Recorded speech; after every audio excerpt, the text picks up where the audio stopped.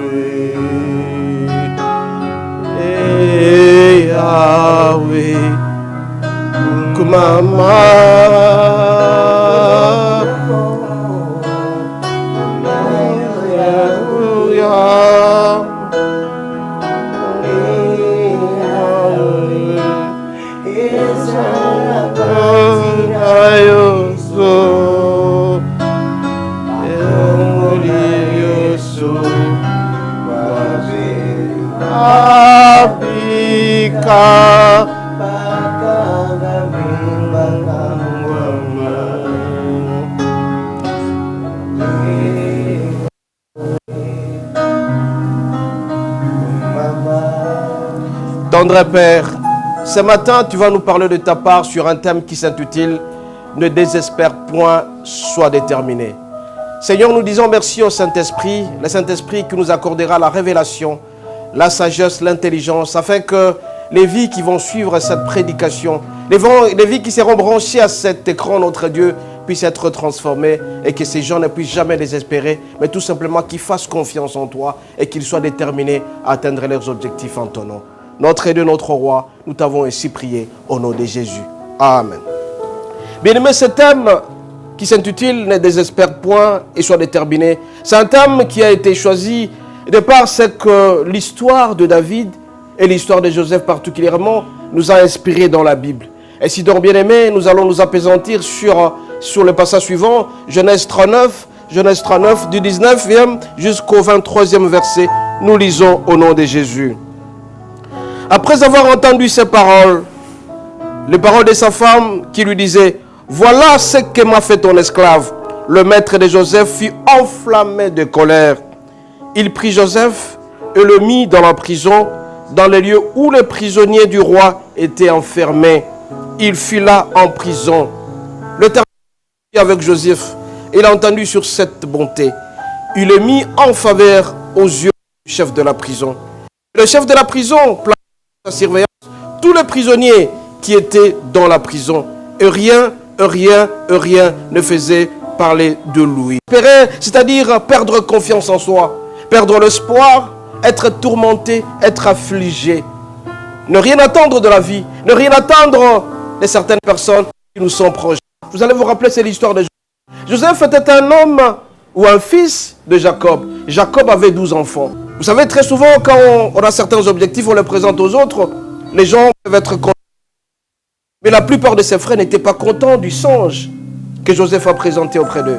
Alors, quand ils sont partis paître le troupeau, le papa, Jacob, a demandé au fils, à Joseph, d'aller déposer à manger. Mais quand il est parti de loin, ses frères l'ont vu et ils ont dit, voilà l'homme qui pense qu'il peut nous diriger. Ils ont commencé à concocter, ils ont commencé à colporter, ils ont commencé à penser qu'il fallait le tuer. Bien aimé, quand il est arrivé, ses frères ont commencé, ils l'ont arraché les habits. Ils ont arraché les habits et ils l'ont mis dans la citerne. Quelques minutes après, parmi eux, ils ont décidé de le vendre auprès des Égyptiens.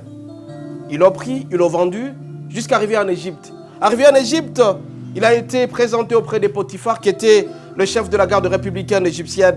Celui-là l'a pris et il a constaté que ses affaires commençaient à marcher petit à petit. Bien malheureusement, comme Joseph était un homme beau, de taille, belle, il avait une belle figure, la femme de Potiphar a commencé à lorgner, a commencé à aimer Joseph et cherchait à tout prix à coucher avec lui. Mais malheureusement, ou heureusement, on peut dire, Joseph, comme il craignait Dieu, il a refusé de poser cet acte ignoble qu'il ne pouvait pas ni l'honorer, ni honorer Dieu, ni honorer Potiphar. Et cette femme a commencé à calomnier à Joseph. Et le fait de le calomnier, Potiphar était enragé. Il était un homme colérique. Il a pris, il a mis en prison. Voilà bien aimé. La première étape, c'est que ses frères l'ont mis dans la citerne. En deuxième lieu, on l'a vendu. En troisième lieu, il s'est retrouvé en prison. Mais tout ça, ce sont des situations très très difficiles. Bien aimé, l'histoire de Joseph nous apprend bien des choses. La première leçon à tirer, c'est que Dieu n'abandonne jamais et alors jamais ses enfants sur le chemin de la vie. Toi aussi qui es en train de me suivre à cet instant, à un certain moment où tu traverses des situations difficiles, tu penses que le Seigneur t'a abandonné. Mais je t'en supplie, crains seulement Dieu, fais confiance à lui, la situation pourra changer. Regardez Joseph, il pensait dans son cœur qu'il a été abandonné parce qu'on l'a vendu.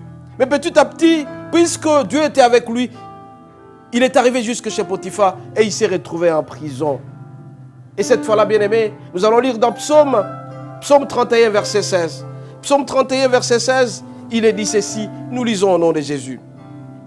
Mes destinées sont dans ta main. Délivre-moi de mes ennemis et de mes persécuteurs.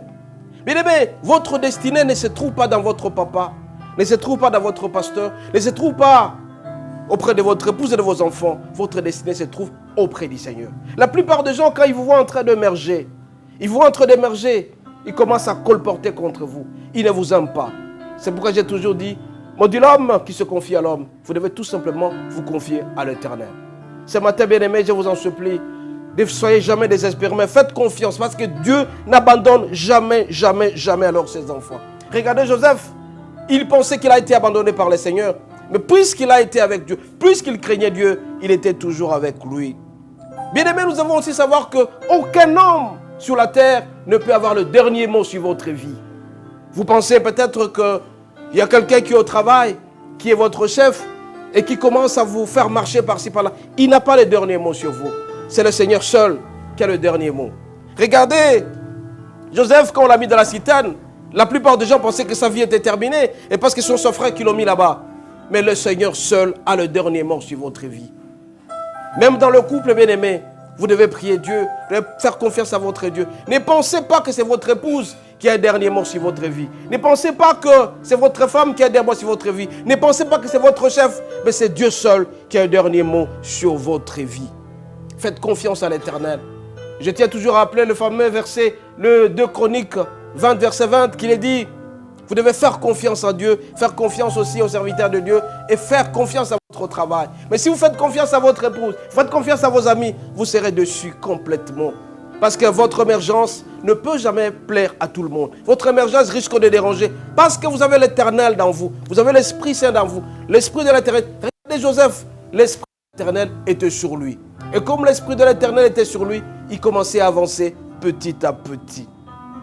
Bien-aimés, nous devons aussi savoir que rien ne peut nous arriver sans pour autant que le Seigneur ne l'autorise. Aucune chose ne peut t'arriver si jamais le Seigneur ne l'a pas autorisé. Si tu connais des problèmes au travail pour l'instant, peut-être que le Seigneur te prépare quelque chose de très bon. Rien ne peut t'arriver. Regardez, aujourd'hui, si nous lisons l'histoire de Joseph, nous sentons que Joseph est arrivé au sommet. Il a été le chef du gouvernement de l'Égypte. Alors, c'est le Seigneur qui a permis qu'il puisse se retrouver dans la citerne, qu'il puisse être vendu, qu'il puisse se retrouver sur Potiphar, et que la femme de Potiphar puisse commencer à lorgner. Mais je vous en supplie, bien-aimés, gardez toujours le contrôle auprès de vous. Soyez toujours déterminés. Faites confiance à l'Éternel, mais craignez Dieu. Soyez obéissants. Parce que dans la vie, bien-aimés, il y a des gens qui nous amènent des limitations. Ils nous limitent dans notre vie. Vous étiez par exemple destiné à être un directeur général. Mais il y a des gens qui viennent avec des limites. Et une limitation, c'est un système dans lequel on ne permet pas que vous puissiez évoluer. Il ne faut jamais céder à ce chantage-là. Il y a bien aimé, il y a des gens de mauvaise foi qui ne vous aimeront jamais, même si vous faites du bien. Raison pour laquelle ce matin, bien aimé, je vous en supplie, si vous avez votre secret, faites attention à ceux-là que vous livrez votre secret. Vous avez un songe, gardez votre songe à vous-même. Si jamais Joseph ne relatait pas les songes à ses frères, parmi eux, il ne pouvait pas avoir un mauvais cœur. Parce qu'il a dit ce qu'il pensait. Faites attention. Si vous êtes en train de parler avec quelqu'un, vous lui livrez votre secret. Si vous sentez qu'il accepte officiellement et qu'il est content, là vous pouvez continuer à donner la deuxième version de votre secret. Mais si vous sentez qu'il est résistant, faites tout pour vous retirer. Parce qu'en continuant, vous allez vous-même vous créer une tombe. Parce qu'il y a des gens qui ont l'esprit de l'Éternel pour diriger, mais malheureusement, ils sont limités. Parce que la méchanceté des hommes est là. Bien-aimés, l'ennemi ne vous amènera jamais tant que vous allez prospérer. L'ennemi, c'est le diable. Il veut toujours vous étouffer. Il ne veut pas que vous puissiez émerger. Ne désespère point, mon bien-aimé, mais sois déterminé. Bien-aimé, en quatrième position, nous devons faire confiance en Dieu. C'est cette confiance seule qui peut nous aider à aller de l'avant. Mais si tu as confiance à tes amis, tu as confiance à ton épouse, tu as confiance à tes enfants, tu as confiance à ton boulot, mais sois sûr et certain qu'un jour tu pourras être déçu. On dit l'homme qui se confie à l'homme. Notre confiance totale et intégrale doit être tout simplement au Seigneur. À ce moment-là, on ne va jamais désespérer, mais on sera déterminé à atteindre un objectif. Bien aimé, l'histoire de Joseph nous en dit beaucoup plus. Il avait confiance en Dieu. Et quand la femme de Potiphar a commencé à le suivre, il a fui. Même si la femme de Potiphar a menti, la femme de Potiphar a dit, non, voilà, je vous présente la Bible parce que ce type a cherché à me violer. Ce type a cherché à me tuer. Ce type a cherché à coucher avec moi. Mais il avait confiance en Dieu. Et voyez, comme l'Esprit de l'Éternel était avec lui, quand on l'a amené en prison, il était devenu chef de tous ces prisonniers-là. Toute la confiance. Et si vous lisez, bien aimé, au verset 23 de Genèse 39, on vous dira que la réussite était toujours avec lui. Raison pour laquelle ce matin, si vous avez un objectif, bien aimé, vous avez une détermination, faites tout pour respecter le Seigneur. Faites tout pour faire confiance à lui. Faites tout pour fuir le péché. Faites tout, bien aimé, pour être obéissant. Parce que si vous êtes obéissant, votre objectif sera atteint. Tout le monde a un objectif dans son corps. C'est dans l'Ancien Testament, bien aimé, que les gens cherchaient à offrir le sacrifice des holocaustes. Mais avec le Nouveau Testament, bien aimé, Christ est déjà mort sur la croix à cause de nous. Nous avons la grâce à nous. Chacun a un objectif dans son corps qui peut susciter à tout moment. Il peut susciter à tout moment en croyant sérieusement au Seigneur Jésus, en marchant selon sa volonté, en faisant tout ce qu'il demande, en respectant certaines choses dans la vie. Le principe de la Bible, il faut le respecter. Mais si vous allez en dehors de la Bible, si vous allez en dehors de ce que le Seigneur dit, en dehors des commandements, mes bien-aimés, vous allez voir que vos objectifs ne seront jamais atteints. Cinquième lieu, bien-aimé, Dieu peut se souvenir de vous à tout moment et à n'importe quel moment pour atteindre votre objectif. Raison pour laquelle nous sommes appelés à faire certains sacrifices pour le Seigneur. Il y a des gens qui vont à l'église sans pour autant amener les offrandes. Ça, il ne faut pas le faire, bien-aimé.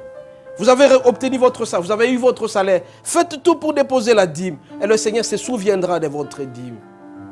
La dîme est très importante parce que Dieu peut se souvenir de vous de n'importe quelle manière. Est-ce que vous assistez les veuves? Est-ce que vous assistez les orphelins? Est-ce que vous aidez les autres? Bien-aimés, deux choses très importantes dans la vie pour réussir complètement sa vie. La première chose, c'est qu'il faut faire confiance en Dieu, faire plaisir au Seigneur, plaire à Dieu. C'est très important. Et quand vous allez faire plaisir au Seigneur, vous allez plaire à Dieu en marchant selon sa volonté. Mais bien aimé, vous allez réussir votre pari. Mais deuxième lieu, faites plaisir à ceux qui vous accompagnent, à votre vie. Et c'est lui qui vous entoure. Raison pour laquelle on dit l'amour de Dieu et l'amour du prochain. Mais si tu n'aimes pas les prochains, mon bien-aimé, si tu n'aimes pas les prochains, tu seras déçu parce que tu peux aimer Dieu que tu ne vois pas. Mais la personne que tu vois à côté, tu ne l'aimes pas. Là, ça ne va pas. Bien-aimé, pour réussir notre vie, pour atteindre notre objectif, c'est très important d'aimer Dieu. En aimant Dieu, nous craignons les péchés. Mais en aimant les autres, Le Seigneur dit que c'est cet amour qui s'est fait vivre. Raison pour ce matin, bien aimé, ce point est très important dans notre vie. Dieu peut se souvenir de vous à tout moment et n'importe comment à travers ce que vous avez fait. Dans un couple, mais votre épouse ne fait que se plaindre. Est-ce que vous aimez votre femme? Vous êtes dans un couple, votre mari ne fait que se plaindre. Vos enfants ne font que se plaindre. Ça, ce n'est pas l'amour. Vous allez en dehors en train de dépenser ailleurs, vous dépensez dans les bars, vous dépensez dans beaucoup de choses, mais votre épouse qui est à la maison est en train de pleurnicher. Vos enfants n'ont pas étudié. Quel amour! Le Seigneur nous demande, bien aimé, de faire l'essentiel. Avant de l'avant, regardons notre foyer, regardons nos enfants.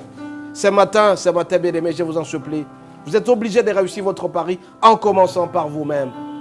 Dieu se souviendra de vous si vous avez fait du bien à vos prochains. Vous avez fait du bien à l'église, vous avez fait du bien aux autres et au Seigneur aussi.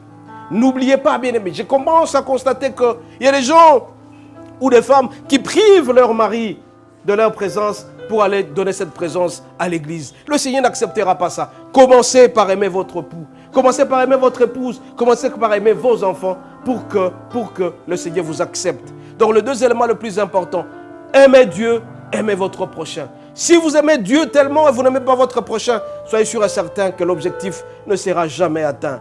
C'est pourquoi ce matin, bien-aimés, je vous en supplie, pour réussir votre pari, vous êtes obligés d'aimer le Seigneur et d'aimer votre voisin.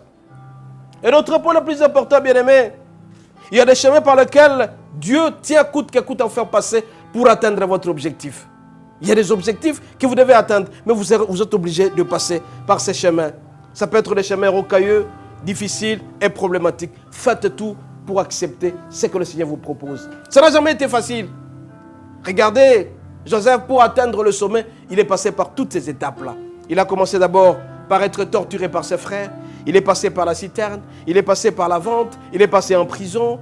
Et voilà, il a été chef du gouvernement. Donc le Seigneur tient coûte que coûte à ce que vous puissiez passer dans certaines situations très difficiles.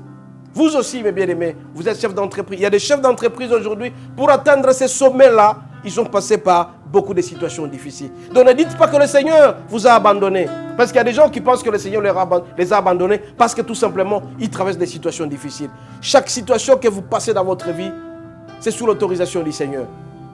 Faites tout pour faire plaisir au Seigneur. Acceptez les satisfactions, quel que coûte. Il y a des gens, bien-aimés, qui tombent malades. C'est parce que tout simplement, ils cherchent à rencontrer le Seigneur. Si jamais ils ne tombaient jamais malades, ils ne pouvaient pas connaître que le Seigneur existe. Mais en tombant malade, ils vont rencontrer les serviteurs de Dieu. Ils seront complètement transformés. Bien-aimés, il y a des chemins par lesquels le Seigneur tient coûte que coûte que vous puissiez passer. Vous aussi. Et tout simplement, c'est par la prière seule qu'on peut connaître tout ça. Bien-aimés, c'est pourquoi je vous en supplie. La prière est très importante dans votre vie. Et si vous êtes attaché au Seigneur, par la prière, par le jeûne, par l'écoute de la parole régulière, en méditant nuit et jour la parole du Seigneur, vous allez savoir que ça, ce que je connais, c'est parce que le Seigneur l'autorise. Regardez un exemple typique, le cas de Mandela. Il a traversé des périodes assez difficiles. Il a été en prison. Mais en fin de compte, il a été le président d'Afrique du Sud. Tout ça, il était obligé de passer par là. Donc, bien aimés, nous sommes appelés à accepter le Seigneur à toutes circonstances, quel que soit le chemin par lequel nous passons. À un certain moment, il y a des gens qui souffrent. Quand ils souffrent, ils traversent des situations difficiles. Ils n'ont pas à manger, ils n'ont pas du travail. Ils se posent la question, est-ce que le Seigneur m'a abandonné? Tout ce que j'ai fait pour le Seigneur, pourquoi ça m'arrive? Bien aimés, soyez sûrs et certains que le Seigneur sera toujours avec vous. N'oubliez pas que le Seigneur vous aime. C'est cet amour du Seigneur que vous devez considérer à tout moment, dans quelle situation dans votre vie. Si vous êtes malade, dites merci au Seigneur. Si vous êtes dans ce que nous disons à Kinshasa, dans l'Olympia, que vous n'avez rien, traversé une crise, dites merci au Seigneur. Vous ne savez pas pourquoi le Seigneur vous demande de passer par cette situation-là. Ce matin, bien-aimés, je vous en supplie, regardez l'histoire de Joseph.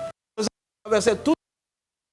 Il a été même vendu comme une marchandise, mais en fin de compte, il a atteint les sommets. Donc, n'ayez pas peur, ne désespérez point.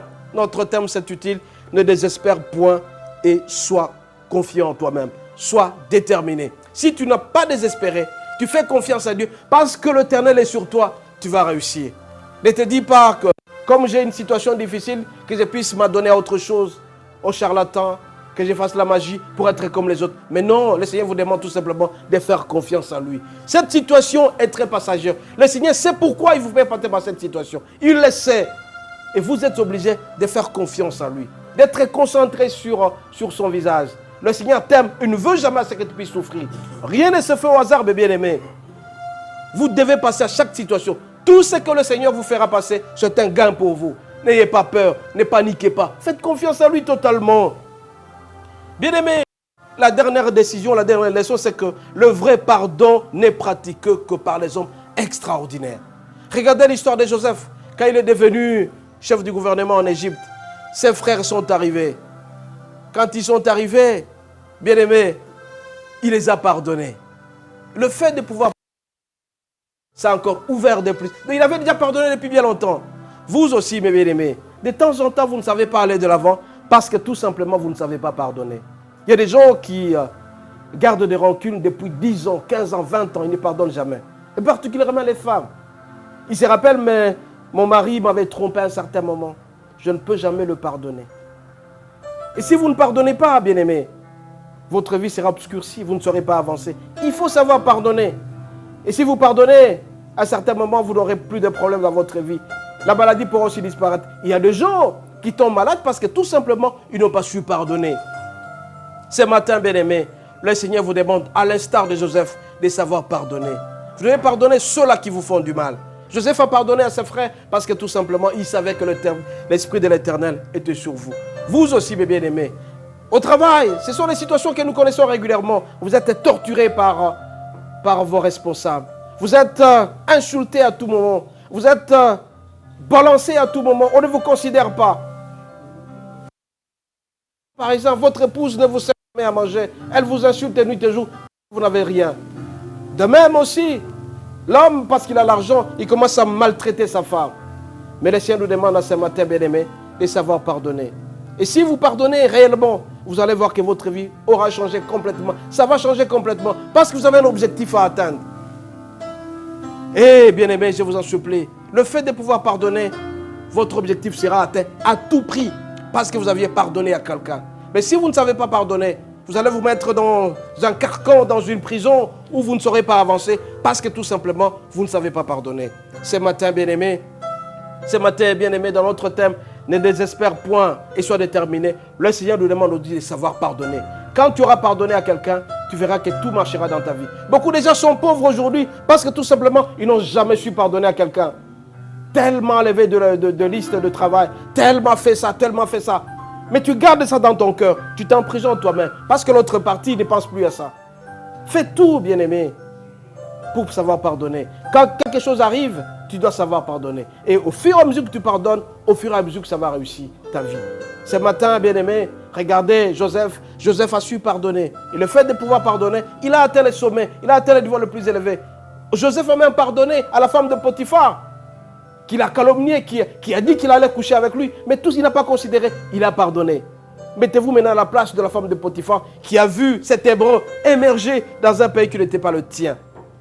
Regardez, Joseph était en Égypte, c'était un Hébreu. Et il est devenu chef du gouvernement. Pourquoi? Parce que tout simplement, Joseph a su pardonner. Il a su pardonner à la femme de Potiphar. Il a su pardonner à tous ses frères. Il a su pardonner à tout le monde. Le fait d'avoir pardonné, il a réussi complètement sa vie. Ce matin, bien-aimé, pour réussir complètement notre vie, nous devons savoir que Dieu n'abandonne jamais ses enfants. Et aucun homme n'a un dernier mot sur ta vie. Ni ton père, ni tes enfants, mais tout simplement c'est le Seigneur Dieu. Bien-aimés, nous devons aussi savoir que rien ne peut faire en sorte que le Seigneur puisse nous oublier. Le Seigneur est toujours avec nous et nous devons réussir notre vie. Et en plus, bien-aimés, nous devons oublier, il ne faut jamais oublier, nous devons faire confiance en Dieu. En faisant confiance totale à l'Éternel, on va réussir notre vie. Les enfants sont contents. Est-ce que tes collaborateurs sont contents? Tous ceux que tu vois là-bas, est-ce qu'ils sont contents? Qu'est-ce que tu fais pour les autres? L'amour du prochain est très important dans notre vie. Est-ce que tu aimes tes collaborateurs? Quelles que soient les souffrances, sois sûr et certain que si le Seigneur l'a permis, on atteindra notre objectif. Et aussi, bien aimé, n'oublions pas de pardonner. Et plus nous allons pardonner, plus nous serons bénis. Plus nous allons pardonner, plus nous atteindrons notre objectif. Ce matin, bien aimé, le Seigneur insiste, ne désespère point et sois déterminé. Tu as un objectif. Il y a des gens qui veulent devenir des ministres. Il y a des gens qui veulent devenir directeurs généraux. Il y a des gens qui veulent se marier. Il y a beaucoup d'objectifs dans la vie. Mais soyons sûrs et certains que le Seigneur nous écoutera. De ne jamais désespérer si nous manquons quelque chose. Soyons confiants auprès du Seigneur et notre objectif sera atteint parce que tout simplement nous sommes attachés au Seigneur. Nous allons prier.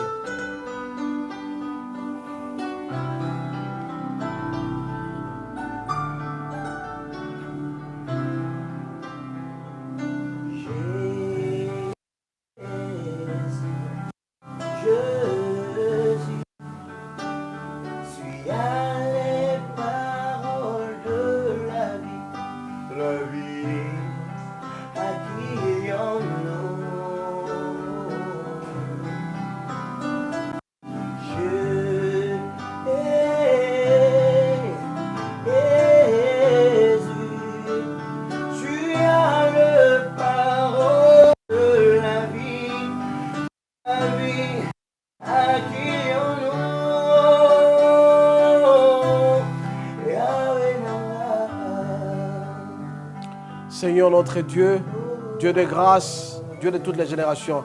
Ce matin, tu nous as appris de ne jamais désespérer, de faire confiance en toi, de nous concentrer sur toi et d'être déterminés. Nous te disons merci pour ce message qui a transformé des vies. Nous te disons merci pour la présence du Saint-Esprit. Nous te disons merci pour tout ce que tu fais pour nous. Seigneur notre Dieu, aide-nous à faire confiance en toi. Aide-nous notre Dieu à aimer les prochains et à savoir pardonner. Le fait de le faire, notre Dieu, nous allons atteindre notre objectif. Mais seuls nous sommes incapables sans la présence du Saint-Esprit. Que le Saint-Esprit vienne à notre secours, qu'il soit avec nous, que nous puissions marcher avec lui, que nous puissions lui poser des questions à tout moment pour réussir le pari. Notre Dieu, notre roi, nous t'avons ainsi prié au nom de Jésus. Amen.